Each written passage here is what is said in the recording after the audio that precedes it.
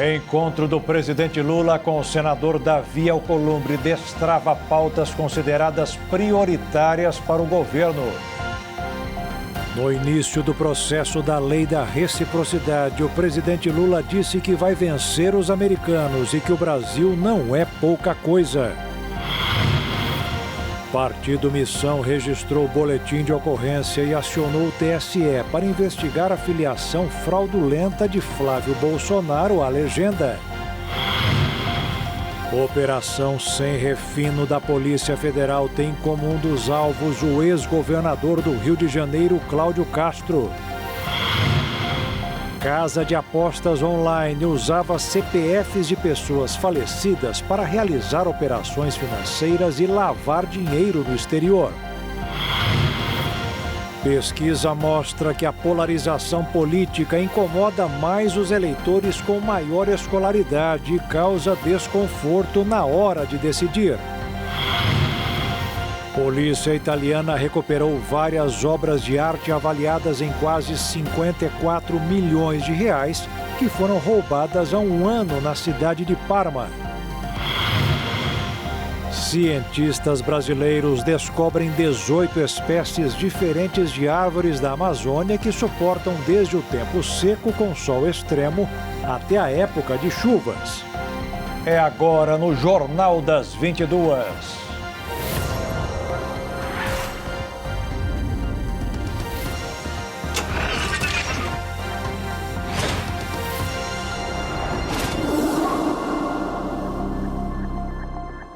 Olá, boa noite.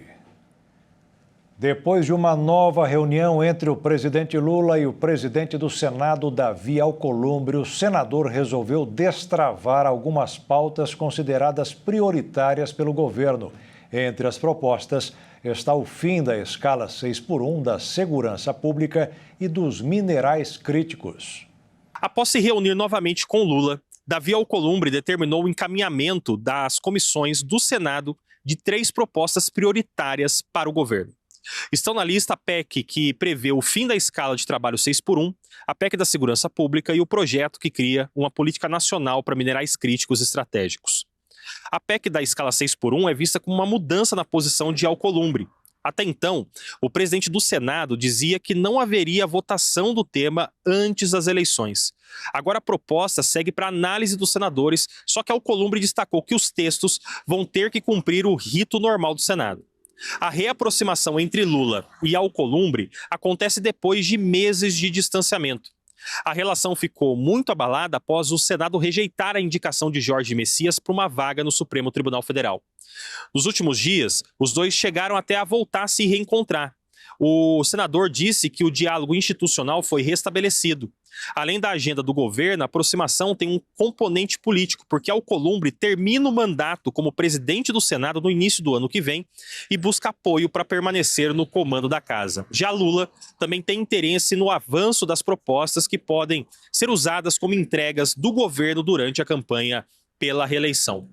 Apesar de destravadas, as propostas elas ainda precisam passar pelas comissões e também seguir o rito de votação do Senado. No caso das PECs, também vai ser necessário o apoio de 3/5 dos senadores em 2 turnos de votação. A nova pesquisa Genial Quest mostrou que o presidente Lula está à frente em todos os cenários de primeiro turno. Já nas simulações de segundo turno, o petista e o senador Flávio Bolsonaro voltaram a empatar dentro da margem de erro. Nesta nova rodada da pesquisa Genial Quest, o presidente Luiz Inácio Lula da Silva segue liderando todos os cenários de primeiro turno para a eleição presidencial de 2026. Mas o levantamento também sinalizou uma boa recuperação do senador Flávio Bolsonaro. No cenário de primeiro turno, Lula aparece com 38% das intenções de votos, seguido pelo senador Flávio Bolsonaro com 31%. Na sequência, aparecem Renan Santos e Ronaldo Caiado com 4% cada. O ex-governador Romeu Zema tem 2%. A Genial Quest também simulou 4 disputas de segundo turno. No cenário considerado mais provável entre Lula e Flávio Bolsonaro, a disputa aparece bem mais apertada do que nos levantamentos anteriores. Lula caiu 1 ponto percentual em relação à pesquisa anterior e foi para 43% das intenções de votos. Já Flávio Bolsonaro subiu mesmo 1 ponto e passou a ter 40% da preferência do eleitorado. Os dois estão tecnicamente empatados dentro da margem de erro, que é de 2 pontos percentuais para mais ou para menos. Na simulação contra o ex-governador Ronaldo Caiado, Lula alcança 44% contra 37% do candidato do PSD. Em uma eventual disputa com Renan Santos, Lula também registra 44% das intenções de votos, enquanto Renan aparece com 36%. Já em um eventual confronto com o ex-governador de Minas Gerais, Romeu Zema, Lula marca 45%, enquanto o adversário tem 34%.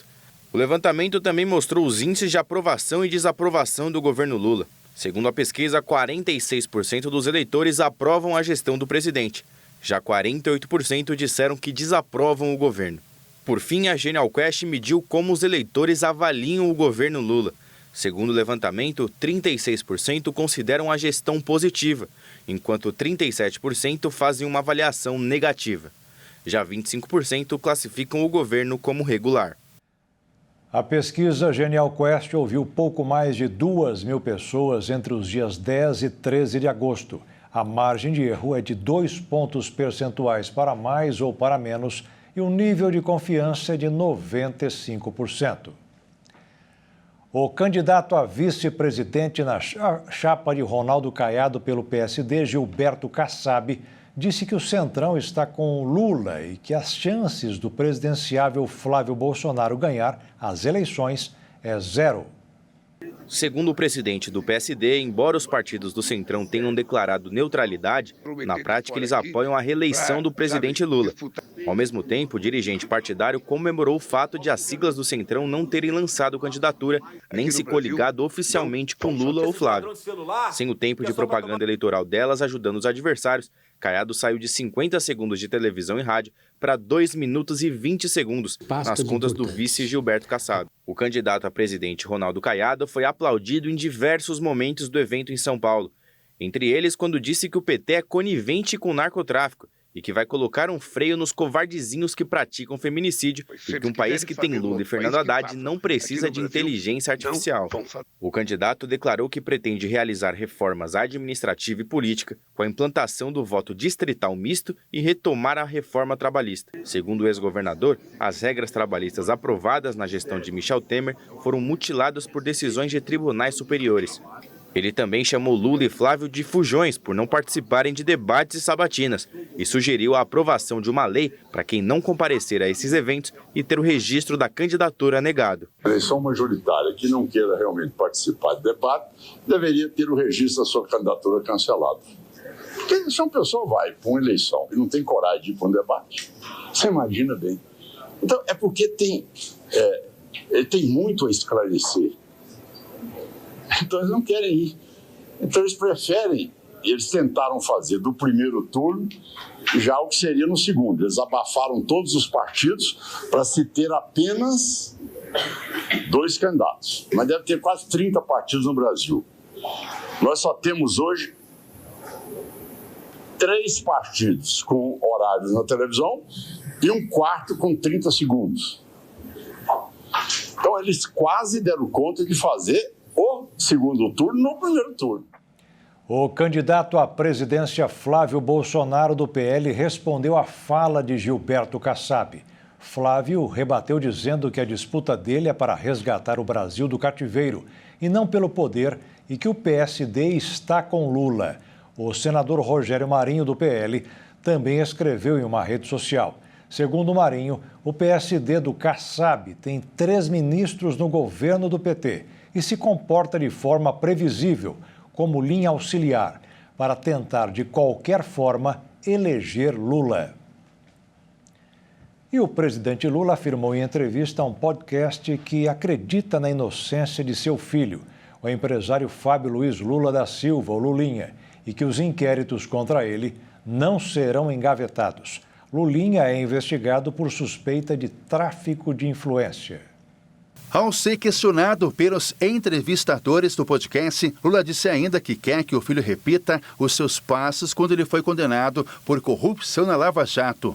Ao defender a inocência do filho, Lula afirmou que Lulinha viu o sofrimento dele e da mãe, a ex-primeira-dama Marisa Letícia, morta em 2017, com o decorrer das investigações da Lava Jato.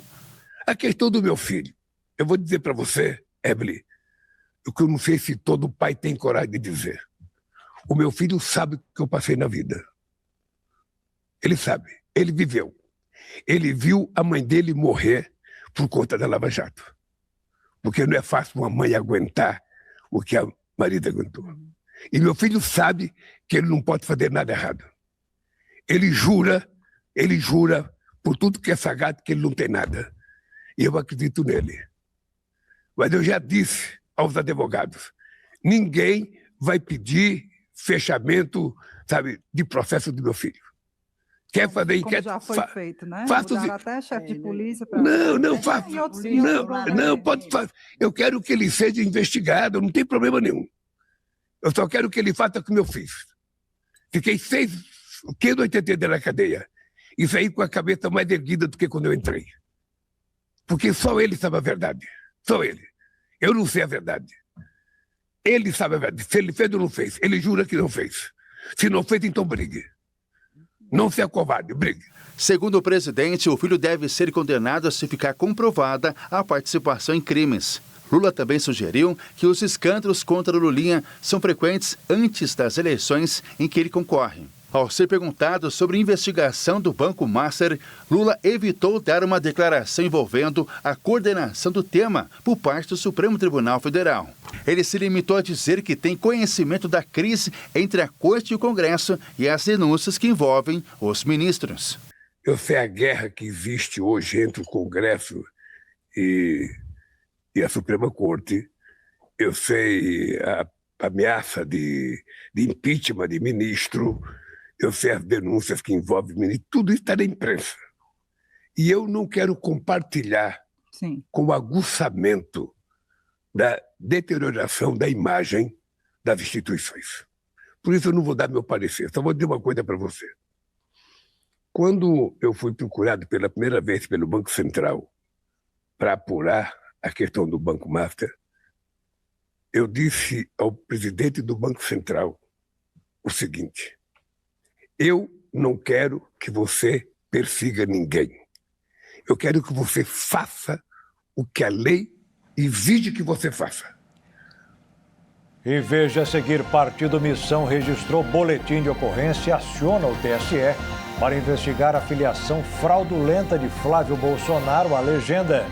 E você vai ver também, o presidente Lula disse que vai vencer os americanos e que o Brasil não é pouca coisa.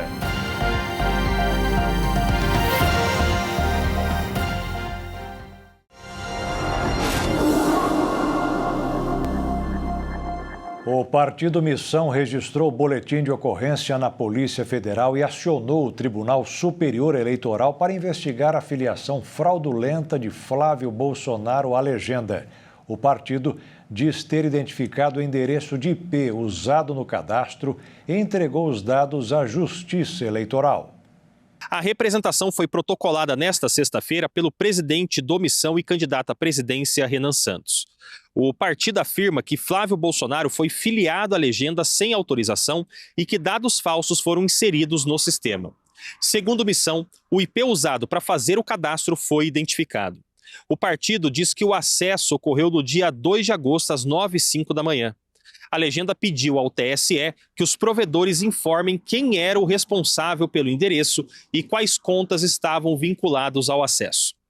A representação também aponta que foram usados dados falsos no cadastro, inclusive um CPF fictício. O e-mail informado, porém, era o endereço oficial do mandato de Flávio Bolsonaro no Senado.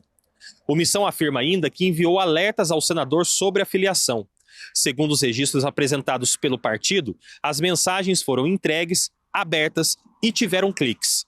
Renan Santos questionou a versão de Flávio, que teria considerado os avisos como spam. O caso começou na quinta-feira, quando o Flávio Bolsonaro tentou registrar a candidatura à presidência pelo PL e descobriu que aparecia como filiado à Missão.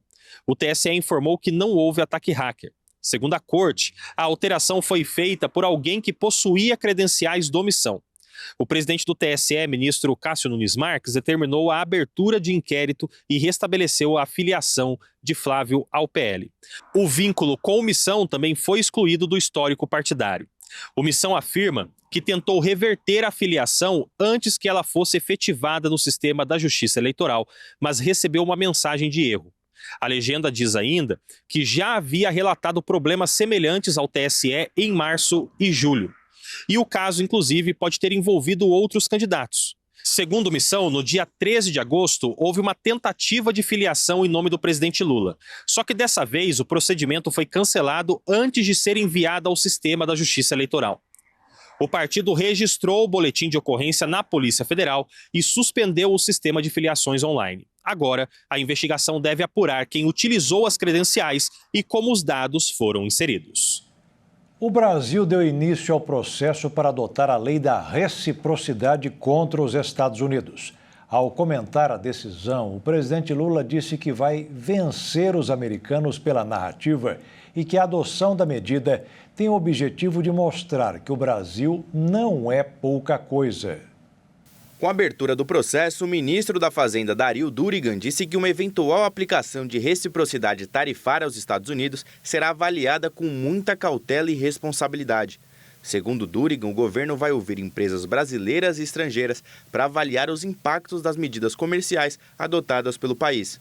Então, como a gente percebe que o mundo hoje anda muito fechado para esse tipo de participação, o primeiro impacto do processo de reciprocidade é a gente poder colher, em especial do empresariado brasileiro, mas também do empresariado do exterior, quais seriam os impactos e as preocupações que eles têm com eventuais medidas de reciprocidade. Isso lembrando que essa lei de reciprocidade foi aprovada por unanimidade no Congresso e a gente tem sempre muita cautela e muita responsabilidade para manejá-la. O presidente Luiz Inácio Lula da Silva defendeu a decisão do governo brasileiro de iniciar o processo de reciprocidade contra as tarifas dos Estados Unidos. Nesta fase, o Brasil solicita análises diplomáticas antes de decidir pela aplicação das medidas. A reciprocidade é um mecanismo que permite ao país aplicar a outra nação as mesmas medidas, restrições ou tarifas que sofreu por parte dela. Ele também repetiu que não quer briga com os Estados Unidos e disse que está buscando diálogo com o governo norte-americano. O que é que eu tenho? A verdade. A minha consciência e a verdade do meu povo. Então, eu já disse, com mentiras, ninguém ganha do Brasil. E eu vou vencer os Estados Unidos pela narrativa. Como assim? Eu vou dizer, eles taxaram o Brasil com base em mentira. O chefe do executivo disse ter uma relação de respeito mútuo com o presidente norte-americano Donald Trump e que tem buscado marcar uma nova conversa. Ele alertou, no entanto, que uma nova reunião deve demorar por questões de agenda. Em 22 de julho, os Estados Unidos aplicaram uma tarifa de 25% contra certos produtos brasileiros, como uma parte de medidas comerciais consideradas injustas pelo governo brasileiro. As tarifas aplicadas pelos Estados Unidos são adicionadas às alíquotas que já existem. Isso significa que um produto que atualmente paga 5% de imposto de importação passará a pagar 30%, somando a tarifa regular aos 25% adicionais. A abertura do processo de reciprocidade, no entanto, não significa que as medidas de defesa comercial serão aplicadas imediatamente. O processo é longo e pode passar por diversas fases. Na prática, a legislação prevê que o Brasil possa oferecer o mesmo tratamento recebido de outro país, seja no âmbito comercial, na concessão de vistos, na área econômica, diplomática ou em qualquer outra ação estrangeira que, segundo o governo, impacte negativamente a competitividade internacional brasileira. O governo Lula elevou a previsão do salário mínimo para R$ 1.741 em 2027. A estimativa anterior era de R$ 1.717. O aumento na projeção ocorre por causa da expectativa de uma inflação maior até novembro, que também impacta o cálculo do piso. O novo valor passará a valer em 1º de janeiro de 2027 e ainda pode mudar até lá. Se a previsão for confirmada, o reajuste será de 7,4% em relação ao salário mínimo atual, que é de R$ 1.621. E a principal queda do Ibovespa nas últimas semanas aconteceu no campo da eleição de outubro mais próxima. Pesquisas eleitorais e expectativas sobre a política econômica do próximo governo passaram a exercer influência maior sobre os preços dos ativos e a preocupação fiscal do país. Hoje, a cotação do dólar teve uma leve alta de 0,52%, com a moeda americana sendo negociada a R$ 5,21. Já a Bolsa de Valores fechou em baixa mais uma vez, em 0,10%, aos 166.934 pontos. O Supremo Tribunal Federal vai analisar o pagamento de pouco mais de 6 bilhões de reais a pessoas que tiveram perdas na poupança durante os planos econômicos das décadas de 80 e 90. O ministro Flávio Dino pediu que o caso seja julgado no plenário físico do Supremo. Com o pedido, o julgamento começa novamente. Até o momento, apenas o relator ministro Cristiano Zanin havia apresentado o voto. Ele defendeu que o STF nem analise os 3 recursos que pedem o direito de todos os poupadores que têm valores a receber, mesmo que eles não tenham pedido formalmente para entrar no acordo. No voto, Zanin lembrou que em 2025 o STF confirmou um acordo feito em 2017 entre os bancos e os poupadores. O acordo prevê o pagamento das perdas na poupança causada pelas mudanças nas regras econômicas dos planos Bresser, Verão, Collor I e Collor II. A decisão vale para os processos que ainda discutem essas perdas. Os bancos representados pela Febraban têm outra interpretação. Para eles, cada pessoa precisa pedir para entrar no acordo antes de receber o dinheiro. Zanin entende que o STF já deu 24 meses para que os poupadores fizessem esse pedido. Por isso, segundo o ministro, não seria possível criar um novo prazo ou mudar essa regra agora. De acordo com uma estimativa da Frente Brasileira pelos Poupadores, mais de 200 mil pessoas podem ter valores a receber. A entidade defende que os próprios bancos localizem essas pessoas e façam os pagamentos sem que elas tenham que pedir novamente para receber. Se o STF não reconhecer esse direito, os valores que estão em discussão vão continuar com os bancos. E veja a seguir: casa de apostas online usava CPFs de pessoas falecidas para realizar operações financeiras e lavar dinheiro no exterior. E veja também: operação sem refino da Polícia Federal tem como um dos alvos o ex-governador do Rio de Janeiro, Cláudio Castro.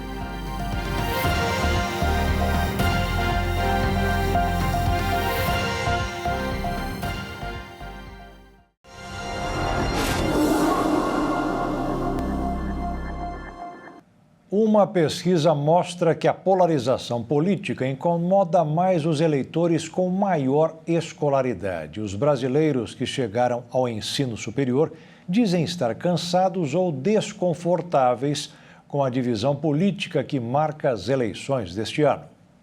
A polarização política parece pesar mais entre os eleitores com maior escolaridade. Segundo um recorte da pesquisa BTG Nexus, 52% dos brasileiros que estudaram até o ensino superior dizem estar cansados ou desconfortáveis com a divisão política que impacta as eleições. Entre quem estudou até o ensino médio, o índice é de 33%, e entre os eleitores com ensino fundamental, 28%. Na média da população, 36% afirmam estar cansados ou desconfortáveis com a polarização. Para o analista político Anderson Ventura, esses eleitores não se sentem representados apenas por um lado político. O eleitor com maior escolaridade, ele tende a ter raciocínios mais profundos. Logo, ele não se sente representado por raciocínios simples, como A ou B, esquerda ou direita. Por isso, ele precisa de mais argumentos para colocar a confiança dele. É exatamente nesse parâmetro que você vai ter um eleitor indeciso, que na verdade não tem nada a ver com indecisão ou com o centrão. Ele é só um eleitor que precisa de argumentos mais práticos, resultados mais comprovados para poder confiar o voto dele. Já para o advogado eleitoral Luiz Gustavo Cunha, o público mais escolarizado normalmente está mais exposto ao noticiário político. O que a pesquisa revela é uma associação entre escolaridade e maior percepção do desgaste com o ambiente polarizado. Entre os eleitores com menor escolaridade, questões mais concretas do dia a dia tendem a ocupar mais espaço e a polarização fica em segundo plano. E quando o assunto é a decisão do voto, outra pesquisa da Quest mostra que os eleitores mais independentes demoram mais para escolher o candidato. Entre lulistas e bolsonaristas, 69% dizem decidir o voto para presidente vários meses antes da eleição. Já entre os eleitores independentes, 41% fazem a escolha com antecedência e 14% deixam para decidir somente no dia da votação. O eleitor independente funciona de outra maneira. Ele tem menor vínculo partidário e menor identificação permanente com uma liderança política. Por isso, tende a observar mais a conjuntura econômica, inflação, emprego, desempenho do governo, debates, denúncias, comportamento dos candidatos e acontecimentos da própria campanha. E esse público que gosta mais de uma comprovação, de um raciocínio, ele pode decidir a eleição? Ele não só pode, como vai. O público altamente apaixonado pelo Lula, ele representa apenas 25%. Mesmo ele tendo 40 e poucos por cento, parte do eleitorado do Lula não é tão apaixonado assim. Aquele que é totalmente apaixonado pelo Flávio, independente do que ele possa fazer ou com o escândalo que ele possa se envolver, não são os 30% que o Flávio tem, são apenas 15%. Então existe uma parcela tanto de eleitores do Flávio quanto do Lula que podem ser convencidos de outras ideias durante um debate ou durante a campanha. No caso dos candidatos ao Senado, a decisão também é mais tardia, com 18% escolhendo na véspera e 14% somente no dia da eleição. E há ainda outro tema que pode influenciar a campanha de 2026, o uso da inteligência artificial. Levantamento CNT-MDA mostra que quase 50% dos entrevistados defendem a proibição de qualquer vídeo ou propaganda eleitoral produzida com inteligência artificial. Outros 34,3% querem proibir apenas conteúdos produzidos com inteligência artificial que tragam fake news sobre candidatos. O TSE já analisa o uso da inteligência nas campanhas e criou um conselho consultivo para acompanhar os riscos da inteligência artificial e da desinformação nas eleições. E os números mostram um desafio para os candidatos nessas eleições, porque além de disputar o voto de um cenário cada vez mais polarizado, eles também precisam convencer um eleitorado que, em parte, está cansado do confronto e deixa a decisão para mais perto da eleição. A Polícia Federal apontou a existência de comunicações reiteradas entre o senador Everton Rocha, do PDT do Maranhão, e o ministro do Superior Tribunal de Justiça, Humberto Martins, durante o período em que o magistrado relatou uma investigação relacionada a um homicídio em São Luís. A suspeita da PF é de que houve tentativa de interferência do senador no inquérito que investiga um homicídio. Segundo os investigadores, o homicídio está ligado a uma suposta cobrança de propina por Daniel Brandão, atual presidente do Tribunal de Contas do Estado do Maranhão. De acordo com a Polícia Federal, ele é sobrinho do governador do Maranhão, Carlos Brandão, do MDB, que também é investigado sob suspeita de liderar uma organização criminosa relacionada ao caso. A PF diz que havia critério previamente estabelecido para a seleção das empresas que seriam beneficiadas com a liberação de pagamentos de valores indevidos, oriundos de recursos públicos. Atualmente, o caso está sob responsabilidade do ministro Flávio Dino do Supremo Tribunal Federal, devido a suspeitas sobre o Everton. A menção aos telefonemas está em uma decisão de Dino sobre o caso tornada pública nesta sexta-feira. O senador foi procurado pela imprensa, mas não quis se manifestar. Humberto Martins disse que não irá se manifestar porque o processo está em sigilo, apesar do ministro Flávio Dino ter tornado públicas 3 decisões sobre o caso. Ele também informou que os autores do caso foram encaminhados ao ministro do STF. Martins não é formalmente investigado.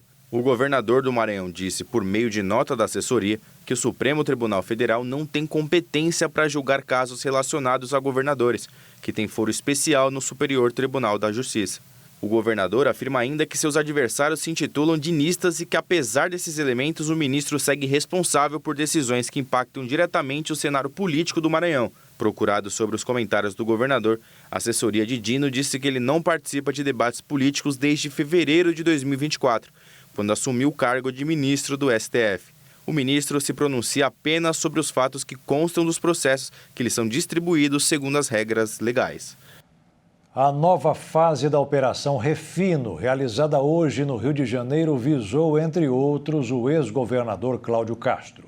Os policiais federais querem esclarecer as denúncias de fraudes na refinaria de Manguinhos, como falsificação de documentos e lavagem de dinheiro. A segunda fase da Operação Sem Refino da Polícia Federal foi deflagrada nesta sexta-feira e tem como um dos alvos o ex-governador do Rio, Cláudio Castro. A PF investiga possíveis fraudes fiscais envolvendo a Refit, antiga refinaria de Manguinhos, e agora apura supostas irregularidades na concessão de licenças ambientais para o complexo petroquímico. Ao todo, foram expedidos 16 mandados de busca e apreensão pelo Supremo Tribunal Federal, com cumprimento de ordens em endereços no Rio de Janeiro e em Petrópolis. Cláudio Castro já havia sido alvo da primeira fase da operação em maio. Na ocasião, o STF também determinou a prisão do empresário Ricardo Magro, dono da Refit, que está foragido. Nesta nova etapa, entre os alvos está também Bernardo Rossi, ex-secretário estadual de Ambiente e ex-deputado estadual. Segundo a Polícia Federal, a investigação apura se licenças ambientais teriam sido concedidas de forma irregular à revelia das diretrizes dos órgãos técnicos, além de possíveis crimes de lavagem de dinheiro. A ação também apura possíveis crimes relacionados à atuação do grupo no setor de combustíveis, como sonegação fiscal, evasão de divisas, manipulação de mercado e crimes contra a ordem econômica.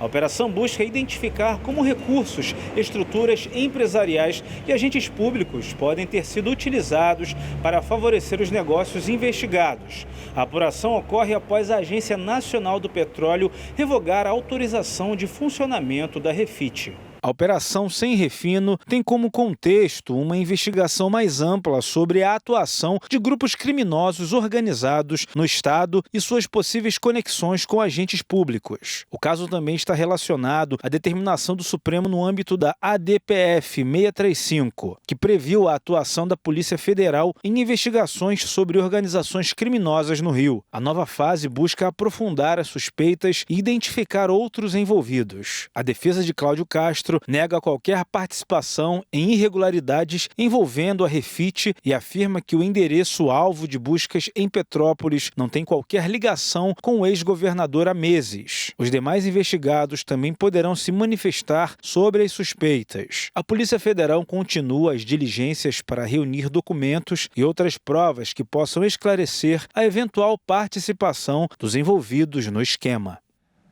A Polícia Civil do Rio de Janeiro realizou uma operação contra uma facção criminosa que obrigava condomínios da Zona Norte a contratar o serviço de segurança da própria quadrilha. Os síndicos eram ameaçados caso não aceitassem o serviço oferecido. Um grupo ligado ao 3º Comando Puro, com influência na comunidade da Quitanda e no Complexo da Pedreira, passou a ameaçar condomínios da região para explorar os moradores financeiramente. Os suspeitos ameaçavam permitir a entrada de usuários de drogas nos condomínios e até determinava a quebra de muros divisórios caso os síndicos não aceitassem as exigências. De acordo com a investigação, os moradores eram obrigados a pagar taxas mensais pelo serviço da seguradora apresentado pela quadrilha, como uma forma de garantir segurança e tranquilidade aos condomínios residenciais. As investigações apontaram ainda que um dos integrantes atuaria como intermediário. Ele era responsável por repassar as ordens impostas pela facção criminosa ligada ao 3º Comando Puro para controlar os conjuntos residenciais. Os criminosos obrigavam os condomínios a rescindir contratos de segurança para contratar uma empresa ligada à facção. Outro envolvido seria o único síndico que teria aderido ao contrato imposto pelos criminosos. De acordo com as apurações, após contratar os serviços dos criminosos, ele passou a obter vantagens e a trabalhar informalmente para a empresa indicada pela facção. Uma casa de apostas online usava CPFs de pessoas falecidas para realizar operações financeiras e lavar dinheiro no exterior. De acordo com a investigação da Polícia Federal, o advogado Nelson Williams, que foi alvo da mesma operação, está ligado à casa de apostas. A chamada de Operação Arena da Polícia Federal investigou uma empresa suspeita de usar sua estrutura no exterior para camuflar a origem e o destino de lucros obtidos em jogos de azar. Na ação, os federais encontraram pelo menos 549 CPFs de pessoas que já faleceram nas transações bancárias ligadas à bet. Algumas das identidades usadas pertenciam a pessoas que morreram há mais de 20 anos. Suspeita de lavagem de dinheiro em paraísos fiscais, a casa de apostas chamada PixBet teve suas operações comerciais paralisadas e está proibida de aceitar quaisquer novos palpites ou depósitos.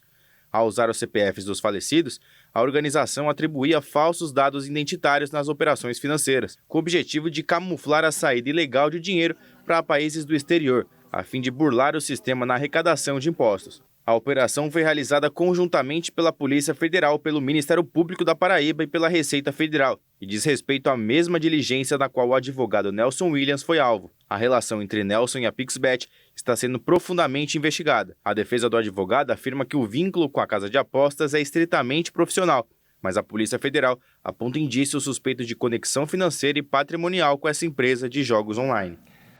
O Ministério da Educação e a Comissão Nacional de Residência Multiprofissional em Saúde regulamentaram a participação de residentes em cursos de pós-graduação e o recebimento de bolsas adicionais. A medida busca ampliar a formação dos profissionais da saúde e aprimorar a qualificação para o atendimento à população.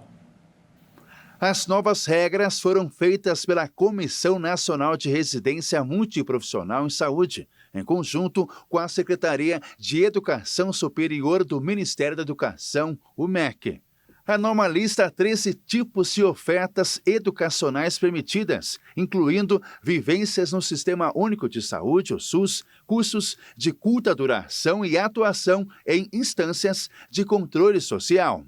Outra novidade trazida pela norma é a definição de critérios para que os residentes possam receber bolsas de ensino, pesquisa e extensão de forma cumulativa. O MEC enfatiza que a participação em cursos e projetos externos deve estar alinhada aos objetivos do programa de residência. Para que o profissional possa participar, a Comissão de Residência Multiprofissional, responsável pela gestão dos programas de residência, deve aprovar a participação dos residentes. Outro ponto importante, os residentes continuam proibidos de acumular empregos ou atividades que comprometam a carga horária da residência. O principal objetivo das novas regras é assegurar o desenvolvimento completo dos profissionais da saúde. A iniciativa também visa fortalecer a integração entre ensino e assistência nas unidades de saúde em todo o país. Com as mudanças, a expectativa é que os residentes em área profissional da saúde passam a ter segurança jurídica para participar de programas de pós-graduação, lato sensu, mestrados, doutorados, projetos de pesquisa e eventos científicos. A medida foi publicada no Diário Oficial da União na última quarta-feira e começará a valer em 28 dias. A residência médica é uma modalidade de ensino de pós-graduação destinada a médicos. Ela é realizada por meio de cursos de especialização que se caracterizam por serem um treinamento em serviço. Atualmente, o Brasil tem cerca de mais de 47 mil médicos cursando residência médica em várias especialidades. Cerca de 19 mil novos profissionais entram nos programas todos os anos. E a seguir, polícia italiana recuperou várias obras de arte avaliadas em quase 54 milhões de reais que foram roubadas há um ano. E você vai ver também cientistas brasileiros descobrem espécies diferentes de árvores amazônicas que suportam desde o tempo seco até a época de chuvas.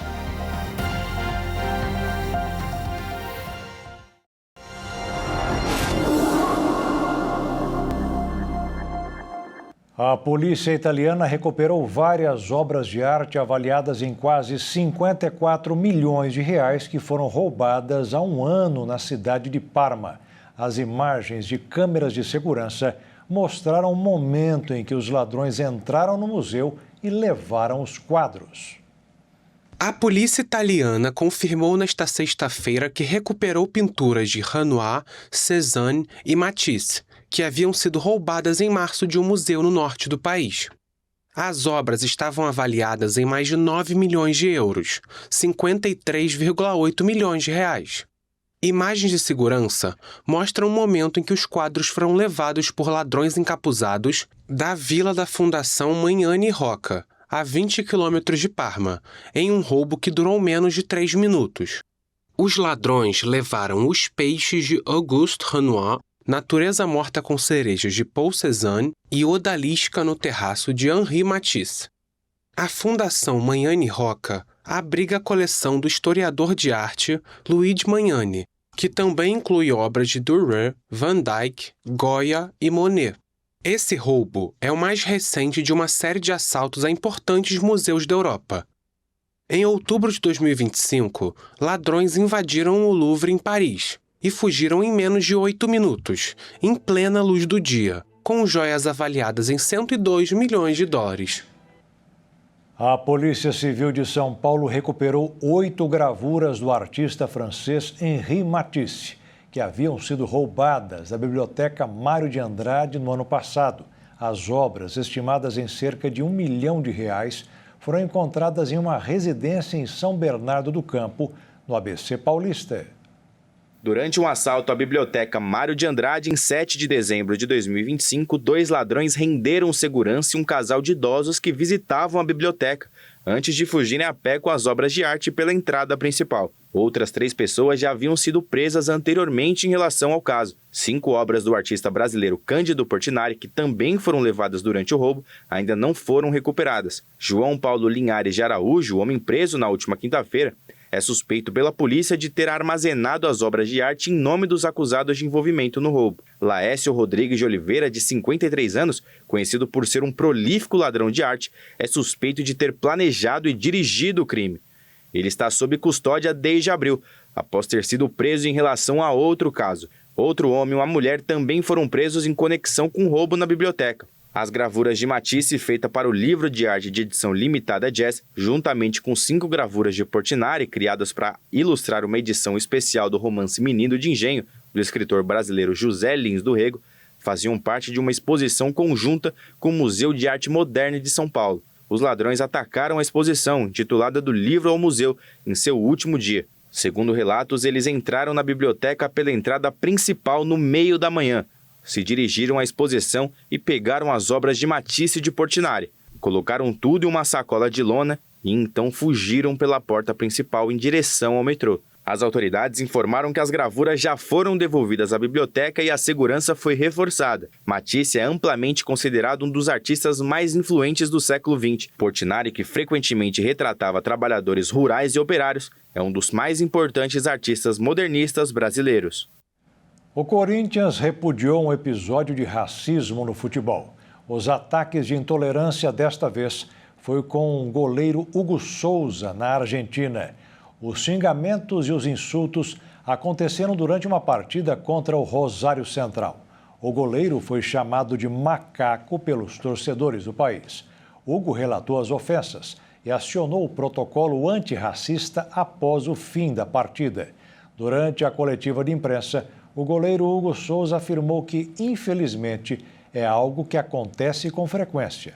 Nas redes sociais, o jogador publicou fotos da partida com os dizeres "racismo não" na legenda. Em comunicado, o Corinthians cobrou por uma investigação para identificar e punir os responsáveis. Os incêndios florestais continuam castigando a Grécia e grande parte da Europa em meio às ondas de calor consecutivas. Os bombeiros lutam para impedir que as chamas se espalhem. As autoridades gregas emitiram um nível máximo de alerta para incêndios em grande parte do território. Um incêndio na região de Calcídica, no norte da Grécia, assustou os turistas e moradores após se espalhar rapidamente por causa dos ventos fortes. Em vídeo gravado por uma testemunha na costa da Vila de Siviri, mostra a extensão das chamas com nuvens negras de fumaça densa no céu e o fogo consumindo a floresta atrás de um resort turístico. Mais 300 pessoas foram retiradas em barcos após as chamas atingirem áreas próximas ao litoral. 14 bombeiros foram mobilizados para combater o incêndio, 9 aviões e 7 helicópteros também foram utilizados, informaram as autoridades. O porta-voz do Corpo de Bombeiros informou que a prioridade é apagar o fogo e retirar moradores e turistas em segurança. todo esforço se concentra em extinguir o incêndio e transportar as pessoas com segurança. A Grécia vem sofrendo com incêndios florestais desde o início do verão europeu. No início de agosto, a justiça grega colocou sob custódia o prefeito de uma localidade no oeste de Atenas, acusado de ser responsável por um foco de incêndio que devastou mais de 11 mil hectares. Em toda a Europa, as ondas de calor deste verão intensificaram a seca, sobrecarregaram o abastecimento de água e deixaram a vegetação extremamente seca, contribuindo para incêndios florestais na Espanha, França e Grécia quase sem precedentes. Um estudo de cientistas brasileiros identificou 18 espécies de árvores da Amazônia diferentes das outras. Elas sustentam a região contra o aquecimento global porque são diferentes e suportam tudo, desde o tempo seco com sol extremo até a época de chuvas.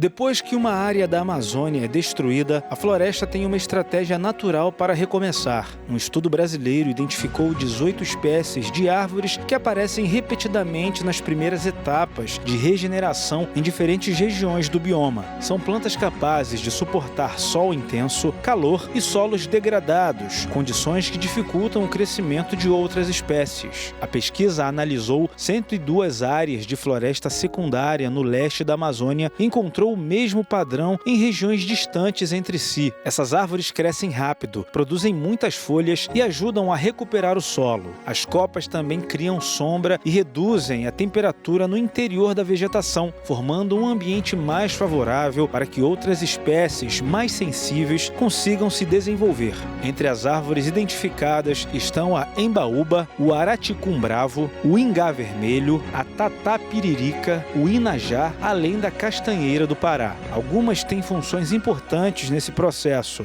O ingá vermelho ajuda a enriquecer o solo com nitrogênio, enquanto o inajá atrai animais que dispersam sementes e contribuem para a diversificação da vegetação. Para os pesquisadores, o padrão identificado pode ajudar a orientar projetos de restauração de áreas desmatadas, já que essas espécies conseguem se estabelecer naturalmente em ambientes degradados. O estudo, no entanto, destaca que a recuperação não deve se limitar a essas árvores. O objetivo final é reconstruir uma floresta diversa, capaz de recuperar parte da biodiversidade perdida com o desmatamento. E o Jornal das 22 termina aqui. Uma boa noite para você, aproveite bem o fim de semana e fique na paz. Tchau.